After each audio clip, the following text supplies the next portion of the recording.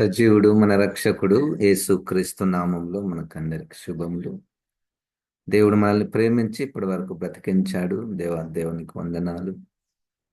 దేవుని యొక్క మాటలు మనము విందాము. కీర్తనల గ్రంథము 34వ కీర్తన 4వ వచనంలో మొదటి భాగాన్ని ఈరోజు ధ్యానం చేసుకుందాము. కీర్తనలు 34 4వ వచనము. నేను యెహోవా యొద్ద విచారణ చేయగా ఆయన నాకు ఉత్తరమిచ్చెను. నాకు కలిగిన భయములన్నిటిలో నుండి ఆయన నన్ను తప్పించెను. యెహోవా యొద్ద విచారణ చేయగా ఆయన నాకు ఉత్తరం ఇచ్చెను.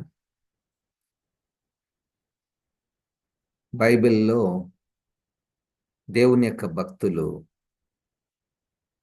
దేవుని మీద ఆధారపడుట, దేవుని దగ్గర విచారించుట, దేవుని దగ్గర వారి యొక్క విన్నపములు తెలియచేయుట, ఇవన్నీ కూడా విస్తారంగా వ్రాయబడినటువంటి విషయాలు. పరిశుద్ధాత్మ దేవుని యొక్క ఉద్దేశం ఏమిటంటే,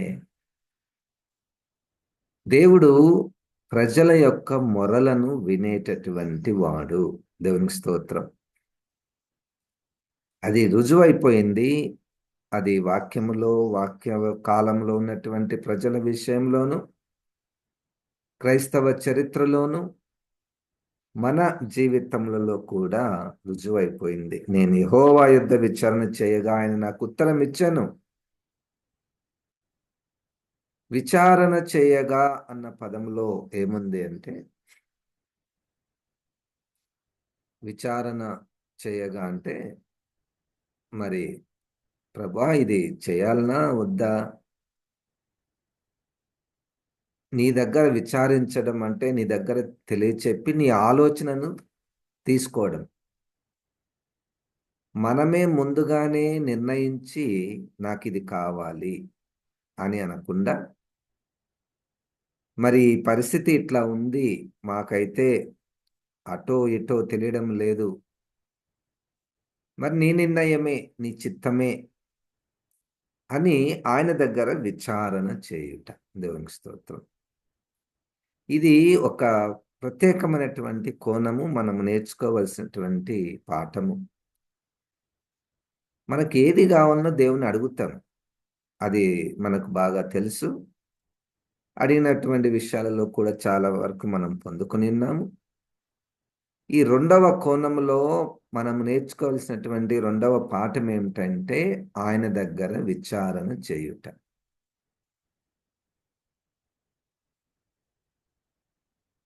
అంటే ఆయన యొక్క నిర్ణయం మనకైతే తెలియదు. మరి ఏంటో ఈ విషయంలో మనకి ఎట్లా తెలుస్తుంది? దేవుని నిర్ణయమే కావాలి, దేవుని చిత్తమే కావాలి. అది వివాహాల విషయంలో గాని, చాలామంది మన పిల్లల కొరకు మనం వివాహాల కొరకు ఆలోచన చేస్తూ ఉంటాం. అప్పుడు ఆయన దగ్గర విచారణ చేయుట అంటే, ఎవరైనా ఒక ప్రపోజల్ వచ్చినప్పుడు, ప్రభా ఇది మరి నీ చిత్తమేనా అని ఆయనకు చెప్పుట, ఆయనకు తెలియచేయుట. దావీదు గారు కూడా చాలా సందర్భాలలో శత్రువు తరుముచున్నప్పుడు, యుద్ధానికి పిలుస్తున్నప్పుడు, ప్రభా మరి నేను యుద్ధానికి పోవాలనా లేదా? ఆయన దగ్గర విచారణ చేయుట. ఇది ఇశ్రాయేలులకు చాలా సుపరిచితమైనటువంటి మాట. మనం అనుకున్నది దేవుణ్ణి అడగడము ఒక రకమైనటువంటి ప్రార్థన, లేదా దేవుని యొక్క చిత్తానికి, విచారణకు, దేవుని యొక్క నిర్ణయానికి మనం వదిలిపెట్టుట, దేవుని మీద కనిపెట్టుట. గనుక దేవుని దగ్గర విచారణ చేయగా ఆయన నాకు ఉత్తరము ఇచ్చాను. దేవుడు ఇష్టపడేటటువంటి మాట. ఉదాహరణకు ఇళ్లలో పిల్లలు తల్లిదండ్రులకు చెప్పకుండా, తల్లిదండ్రుల దగ్గర ఆలోచన చేయకుండా వారి నిర్ణయాలు తీసుకుంటే తల్లిదండ్రులు ఎట్లా ఆ ప్రతిస్పందిస్తారు? బాధపడతారు. నా దగ్గర ఆలోచన చేయొచ్చు గదా! వారి విషయాలు నాకు చెప్పొచ్చు గదా! అని మనము ఆశించినట్టే దేవుడు కూడా తన ప్రజలు తన దగ్గర విచారణ చేయుట, అటు ఉద్యోగాల విషయంలో గాని. చాలామంది చెప్తుంటారు, మరి ఈ ఉద్యోగం ఇప్పుడు నాకు ఉన్నది, ఇంకొక ఉద్యోగం అనుకుంటున్నాము, మరి ఏం చేయాలి? మాకు ఎటూ తోస్తలేదు అని దేవుని దగ్గర విచారణ చేయుట చాలా మంచి విషయం. మొదటి యోహాను పత్రికలో ఒక వచనము నాకు ఇష్టమైనటువంటి వచనము, 5వ అధ్యాయము, మొదటి యోహాను పత్రిక 5, 14, 15 వచనాలు చూడండి. ఆయనను బట్టి మనకు కలిగిన ధైర్యమేదనగా, ఆయన చిత్తానుసారముగా మనమేది అడిగినను ఆయన మన మనవి ఆలకించుననున్నదియే. మనమేమి అడిగినను ఆయన మన మనవి ఆలకించునని మనం ఎరిగిన ఎడల, మనం ఆయనను వేడుకొనినవి మనకు కలిగినవని ఎరుగుదుము. ఇక్కడ ఆయన చిత్తానుసారముగా ఏది అడిగినా, అంటే ఆయనకి ఇష్టానుసారంగా, ఆయనకి ఇష్టమైనటువంటివి, ఆయన చిత్తమును, ఆయన ఇష్టమును, ఆయన ప్రణాళికలను మనము కలిగి తెలుసుకొని మనం అడిగితే, మనం ఏదడిగినను ఆయన మన మనవి ఆలకించునను. ధైర్యము. హుహు. ఏంటి ఆయన చిత్తము? మనం ఎల్లప్పుడూ ప్రార్థన చేయుట ఆయన చిత్తము. ప్రభువా, నేను ఎల్లప్పుడూ ప్రార్థన చేయుట నాకు సహాయం చెయ్యి. ఎక్కువ సమయము నేను నీ దగ్గర కనిపెట్టుటకు, విచారించుటకు నాకు సహాయము చెయ్యి. పిల్లల అడ్మిషన్స్ విషయంలో గాని, వాళ్ళను ఏ కోర్స్ చేయాలన్నటువంటి విషయంలో గాని, ఉద్యోగాల విషయంలో గాని, వివాహాల విషయంలో గాని, పిల్లల విషయంలో గాని,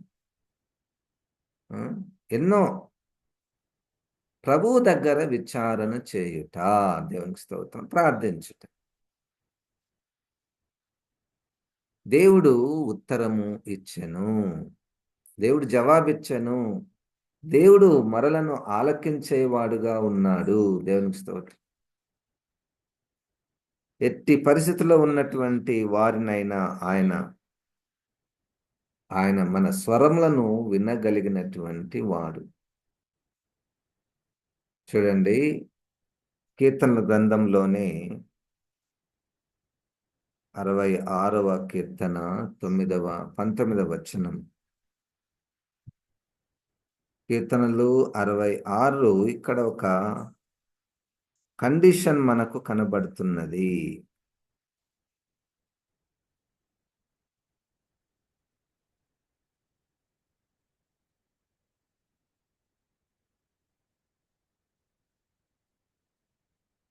పద్దెనిమిదవ వచనంలో, నా హృదయములో నేను పాపమును లక్ష్యము చేసిన ఎడల ప్రభువు నా మనవి వినకపోవును. నిశ్చయముగా దేవుడు నా మనవి అంగీకరించి ఉన్నాడు. ఆయన నా విజ్ఞాపన ఆలకించి ఉన్నాడు. దేవుడు నా ప్రార్థనను త్రోసివేయలేదు. నా యుద్ధ నుండి తన కృపను తొలగింపలేదు. ఆయన సన్నుతింపబడునుగాక. ఆలకించి ఉన్నాడు, అంగీకరించి ఉన్నాడు. ఎప్పుడు మన హృదయంలో పాపమును లక్ష్యము చేసిన ఎడల ప్రభువు నా మనవి వినకపోవును. ఎందుకబ్బా నా ప్రార్థన వినడం లేదు ప్రభు? ఎందుకు నాకు జవాబు రావడం లేదు? ఎందుకు నేను అనుకున్నవి జరగడం లేదు? అనేక కారణాలలో ఒక కారణము, మన హృదయంలో పాపమును లక్ష్యము చేసిన ఎడల ప్రభు మన మనవి వినకపోవును.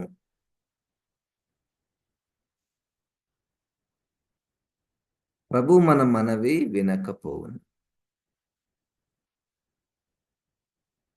ఈ విషయము మనకు తెలియక ప్రార్థనలలో రకరకాల పద్ధతులను మనము ఆహ్వానిస్తూ ఉంటాం. ఎవరికైనా డబ్బులు ఇచ్చి మనం మా కొరకు ప్రార్థన చేయండి, మీరు ప్రార్థన చేస్తే తప్పకుండా దేవుడు వింటాడు. ఆ? ఇంకొక రకంగా ఫస్ట్ మనము ప్రభు దగ్గర విచారణ చేస్తున్నామంటే మన హృదయములో పరిశుద్ధతను ఆయన కోరుకుంటున్నాడు కదా. ఆ భక్తులు రాసినటువంటి విషయాలు, హృదయంలో పాపమును ఉంచుకొని ప్రార్థన చేస్తే, ఇదే యెషయా గ్రంథంలో కూడా, మీరు చేతులెత్తి ప్రార్థించినను నేను నా ముఖమును త్రిప్పుకొందును. ఎన్ని రకాల ప్రార్థనలు, మోకాలుని ప్రార్థన, చేతులెత్తి ప్రార్థన, గట్టిగా ప్రార్థన, ఉపవాస ప్రార్థన. అసలైనటువంటిది హృదయ శుద్ధి. దేవునికి స్తోత్రం. ఇది ప్రభు కోరుకుంటున్నాడు. హృదయ శుద్ధి కలిగిన వారు, ఆయన చిత్తం నెరిగినటువంటి వారు, ఆయన చిత్తానుసారంగా మనం ఏది అడిగినా గాని ప్రభువు మనకు దయచేయును. 120వ కీర్తన 120వ కీర్తన మొదటి వచనము. నా శ్రమలో నేను యెహోవాకు మర్రపెట్టి తిని ఆయన నాకు ఉత్తరం ఇచ్చెను. నా శ్రమలో నేను యెహోవాకు మొరపెట్టి తిని ఆయన నాకు ఉత్తరం ఇచ్చెను. దేవునికి స్తోత్రం. అది నా జీవితంలో, నీ జీవితంలో నెరవేరినటువంటి విషయము. చూడండి, ఇక్కడ ఒక పాఠము. మనలో విశ్వాసము పెంచడానికి, మనము ప్రార్థనలలో లోతైనటువంటి విషయాలను తెలుసుకొని ఆత్మలో ప్రార్థించే స్థాయికి వెళ్ళడానికి, ఒక్కొక్కసారి మనలో తప్పిదాలు ఉన్నా ప్రభు మన మనవి వింటాడు. ఎందుకు వింటాడు? చిన్న ప్రార్థన చేసినా కానీ వింటాడు. అరే, నా చిన్న ప్రార్థనకు దేవుడు జవాబిచ్చాడు అని మనలో ఇంకా విశ్వాసం పుట్టి, ఇంకా ఆత్మలో ప్రార్థించుటకు, అప్పుడు ఇంకా తన చిత్తాన్ని బయలుపరిచి, నీవు హృదయ శుద్ధి కలిగి ఉండాలి, హృదయ శుద్ధి కలిగి ఉండాలి అని మనకు నేర్పించి, అట్లా మనల్ని పెంచేవాడు. దేవునికి స్తోత్రం. హల్లెలూయా. కనుక నా శ్రమలో నేను యెహోవాకు మొరపెట్టి తిని ఆయన నాకు ఉత్తరం ఇచ్చాడు. మనమే మొరపెట్టాలి. దేవుడు మనకిచ్చినటువంటి గొప్ప ఆశీర్వాదము, మేలు, దీవెన, ఆయుధము ఏంటంటే ప్రార్థన. ఎవరైనా, ఎప్పుడైనా, ఎక్కడైనా, దానికేమి ఫార్మాట్ ఏం లేదు. ప్రార్థన ఈలాగు చేయాలి అన్నటువంటిది. ప్రార్థన ఈలాగు చేయాలి, ఈ మాటలు ఉండాలి ప్రార్థనలో. ఇది నేర్పించే కాదు. మనం మన అవసరతను ఇంకొక వ్యక్తి దగ్గర చెప్పి, నాకు ఇది కావాలని మనము ఏ రూపంలో అడుగుతామో, ఏ సందర్భంలో ఏ మాటలు అడుగుతామో, అట్లే ప్రభు దగ్గర మనము అడగడం, ఆయన దగ్గర చేయడం విచారణ చేయడం, అది ప్రభువుకి ఇష్టం. ప్రభువుకి ఇష్టమైనటువంటి కార్యములు. 40వ కీర్తన కూడా చూడండి. కీర్తనలు 40వ కీర్తన 1వ వచనంలో,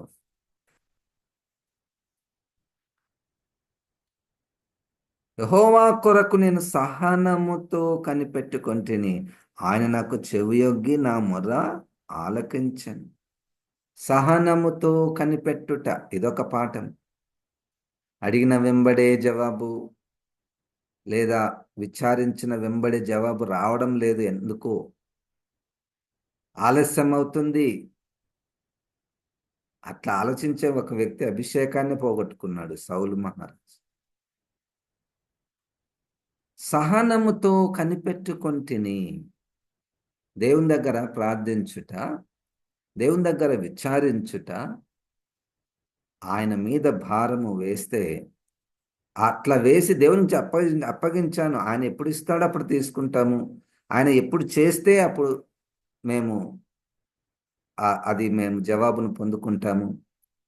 అంతేగాని మేమనుకున్న టైంలోనే అని ప్రభు దగ్గర ఆ విధంగా లేకుండా సహనముతో కనిపెట్టుట, పాపమును లక్ష్యం చేయకుండా పాపమునకు దూరముగా ఉండి శుద్ధ హృదయము కలిగి దేవుని దగ్గర విచారణ చేయుట, దేవుని యొక్క పరిపూర్ణ జవాబు అది దేవుని నుంచే వస్తుంది అని గుర్తించుట, ఆయన మీద ఆధారపడుట. 5వ వచనంలో చూడండి, 5వ అధ్యాయం, కీర్తన గ్రంథము 5వ అధ్యాయము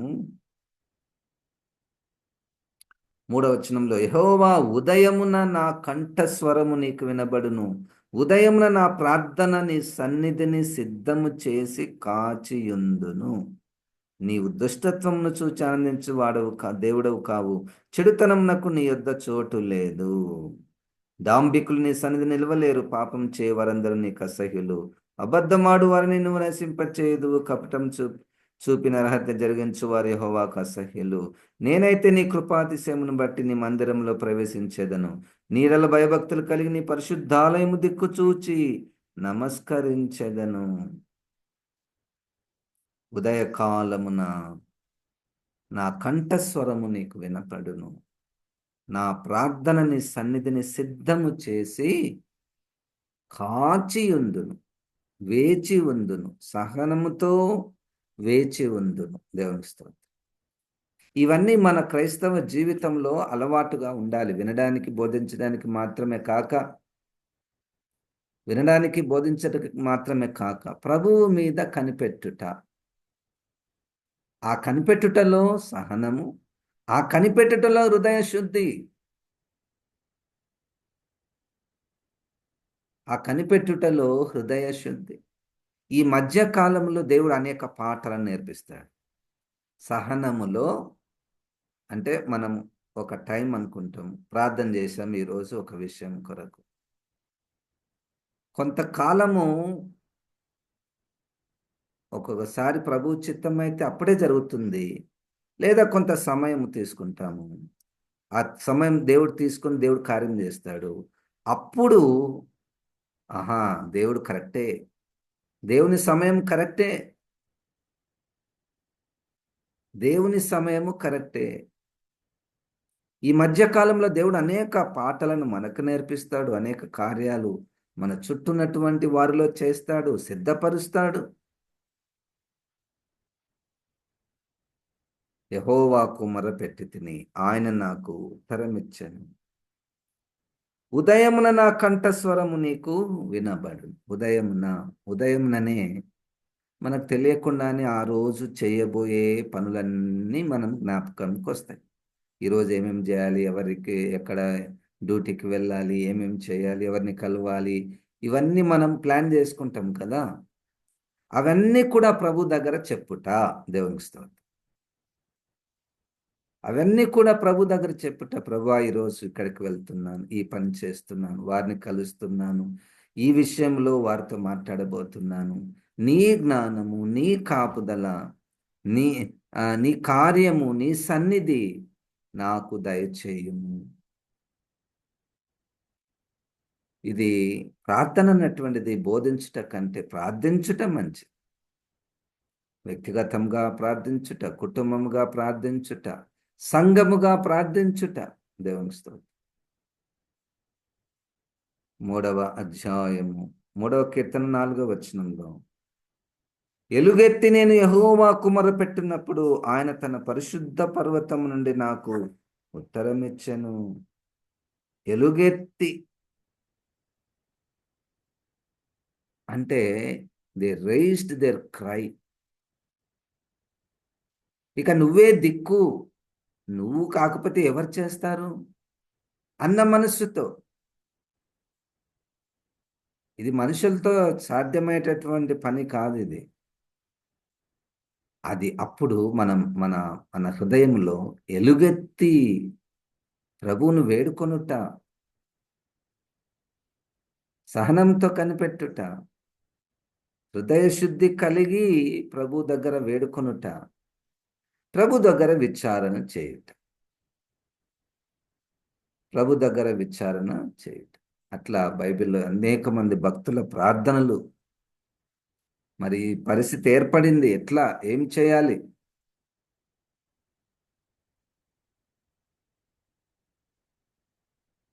కనుక మనమందరం కూడా ప్రార్థన చేద్దాము, దేవుని దగ్గర విచారిద్దాము, దేవుని దగ్గర విచారిద్దాం, దేవునికి అప్పగిద్దాం. మొదటి పేతురు 5వ అధ్యాయములో 7వ వచనములో, ఆయన మిమ్మును గూర్చి చింతించుచున్నాడు గనుక మీ చింత యావత్తు ఆయన మీద వేయుడి. మీ చింత యావత్తు, చింత ఏం చింత? 8వ వచనంలో, నిబ్బరమైన బుద్ధి గలవారే మెలకువగా ఉండు, మీ విరోధి అయిన అపవాది గర్జించు సింహం వలె ఎవరిని మృంగుదునా అని వెదుకుచు తిరుగుచున్నాడు. లోకమందున మీ సహోదరుల యందు ఈ విధమైన శ్రమలే నెరవేర్చున్నవని ఎరిగి విశ్వాసమందు స్థిరులై వానిని ఎదిరించుడి. అపవాది శోధనలు మన చింత, భౌతికమైనటువంటి రోగములు మన చింత, మన కుటుంబాల్లో జరుగుతున్నటువంటి ఇరుకులు, ఇబ్బందులు, శోధనలు, శ్రమలు, ఇవన్నీ కూడా ప్రార్థనలో విచారించుట. దేవునికి స్తోత్రం. అది చేయక ఆ సమస్యను మనం తలుచుకొని ఎందుకు ఇట్లయింది, ఎందుకు ఇట్లయింది అని కుమిలిపోవడము. కొంతమంది ఎంతైనా కుమిలిపోతారు కానీ ప్రార్థన చేయరు. అది మంచిది కాదు. అదేదో ఏడ్చేది ప్రభు దగ్గర ఏడుస్తే అయిపోతుంది కదా. నంబర్ 1. నంబర్ 2, ఏదైనా సమస్య వచ్చింది అంటే ఇక ఇతరుల దగ్గర అదే విషయాన్ని చెప్తూ చెప్తూ చెప్తూ ఉంటారు. పిలిచి పిలిచి చెప్తూ ఉంటారు.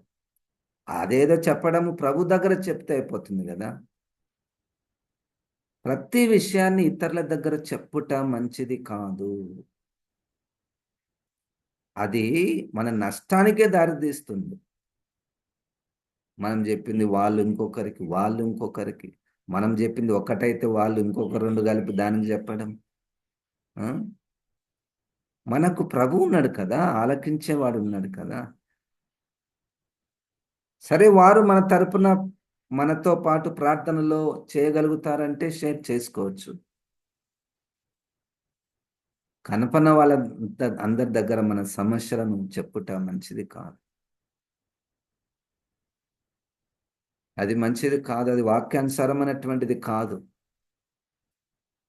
మన ఇంట్లో ఉన్నటువంటి వారి గురించే ఇతరుల దగ్గర చెడు చెప్పకూడదు. మనకి ఇబ్బందే ఉంటుంది మన తల్లి ద్వారా, లేదా అత్తమామల ద్వారా, లేకపోతే అల్లుల ద్వారా, బిడ్డల ద్వారా, ఆ, కోడళ్ళ ద్వారా. కోడళ్ళ ద్వారా సమస్య ఉంటుంది అని అందరికి పోయి చెప్తామా? అది మంచిదేనా? అదేదో ప్రభువు దగ్గర చెప్తే ఇంకా బాగుంటుంది కదా. ప్రభు దగ్గర ఎలుగెత్తి ఏడుస్తే మంచిది కదా. ప్రభు దగ్గర విచారణ చేస్తే వాక్యానుసారమైనటువంటిది కదా.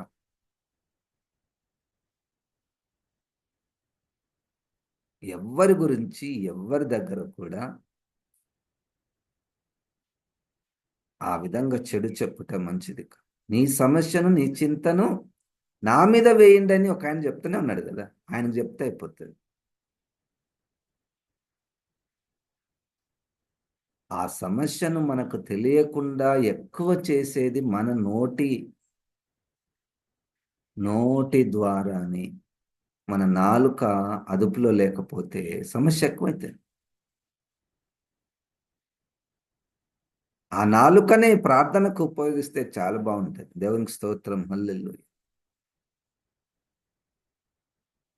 ఇది మనం నేర్చుకోవాలి. కల్పనలందరికీ కూడా మన సమస్యలు చెప్పుకోకూడదు.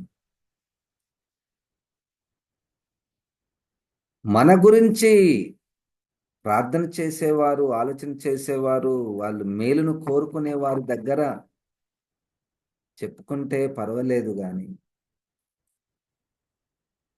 అట్లా చెప్పుకుంటే మన బాధ పోతది అనేటువంటి సూత్రంలో కొంతమంది ఇంకా చెప్తూనే ఉంటారు. అది మంచిది కాదు.